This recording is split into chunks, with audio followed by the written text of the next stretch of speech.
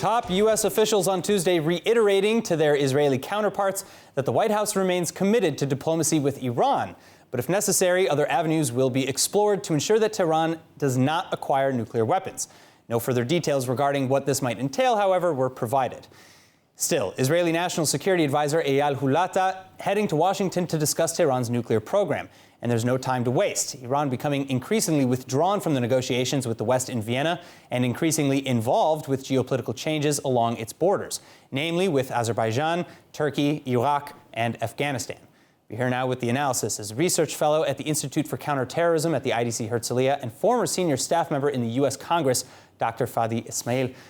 Doctor, thanks so much for being with us. Thank you for having me. It's great to have you in person, by the way, finally. It's been a while. Now, let's talk about the geopolitical changes that Iran has been alluding to. Of the countries bordering Iran, you have Afghanistan, which has been turned upside down by the Taliban, Turkey and Azerbaijan, who are in conflict with Iran, now in concert slowly chipping away at Iran's borders with Armenia and thus limiting its land connection to Russia.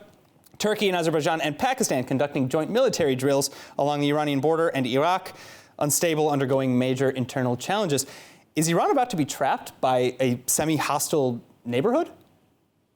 Well, Iran lives in a hostile neighborhood, and in Israel we know what that means. And it is, of all the stories you've just told, which are all true, the most interesting one to me is Azerbaijan. Because only a couple of years ago, when was it? Recently, when Azerbaijan had a war going on. Yeah, and they took Iran. They took that Karabakh region from Armenia. Yeah. We lived to see the Azerbaijanis flying their flag with a Turkish flag alongside the Turkish flag, alongside the Israeli flag, alongside the Iranian flag. I mean, there was something really strange going on there. They were almost allies at the time. And so what's happening? The speed with which things can turn around in this neighborhood is amazing. If I was sitting now in Tehran and looking at the environment around me, there were some parts of it that will be very encouraging to me. Let's not forget, U.S. withdrawal from Afghanistan opened a better chance for them to work with the Chinese through Afghanistan.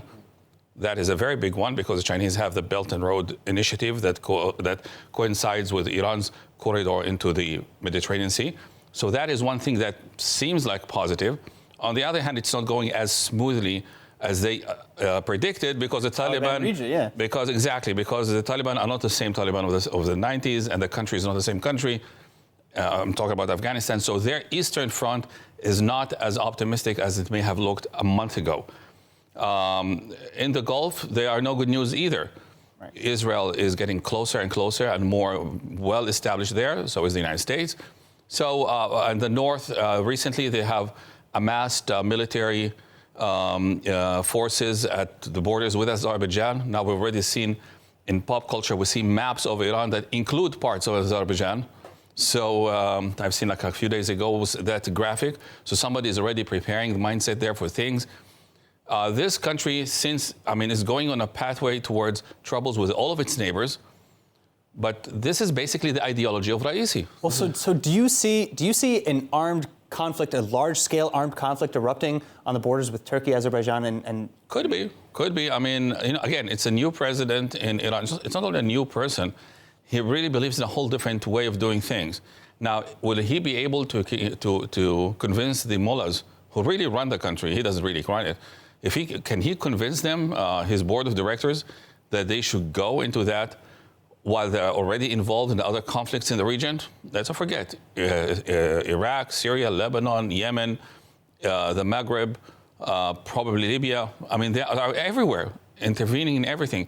So are they really ready now to open direct military confrontation? Because everywhere they're working... Can they afford to spread themselves that thin? It's more than that, because in all these countries, they're using proxies. Right. So you don't have the sight of many Iranian bodies coming back home in caskets.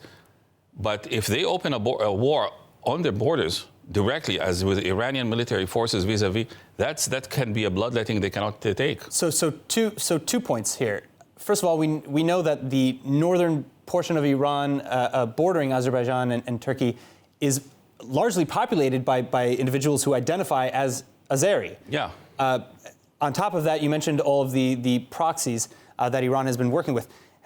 Can all this conflict and the presence of the Azeris in northern Iran, can that end with maybe the supply lines to some of these proxies being cut off? Since the early 2000s, many people were trying to point out the fact that in that neighborhood there's almost 20 million Azeris who are Iranian citizens. Right. They are Sunnis. They don't buy into all of this Shiite ideology coming out of Tehran. Just like the rest of the country, also most Shiites in Iran are not that extreme like their government is. So while Iran is very good at playing the angry, powerful power, and they're really good at it, I think they're really teetering now. I mean, brinkmanship is a very dangerous game. The name of the game for them is brinkmanship, always going on the edge. You could easily make a misstep. And if they really somehow, by miscalculation, really open a northern frontier, that could be really bad for the regime. So far, it worked for them, the brinkmanship, because they're working through others, and they always had a certain level of blurred lines that they could play around. Raisi seems to be a little too sharp, and I hope sharp in terms of he is too clear, and maybe this is not good for him. Maybe they want to stay in that area. Keeping things a little closer to the west, maybe. Yeah, maybe that is it. All right. Well, Dr. Fadi Essmaeel, you've given us a lot to think about here, and I'm sure we're going to see a lot more on this topic in the near future. Of course we will. Thanks so much for joining us. Thank you for having me.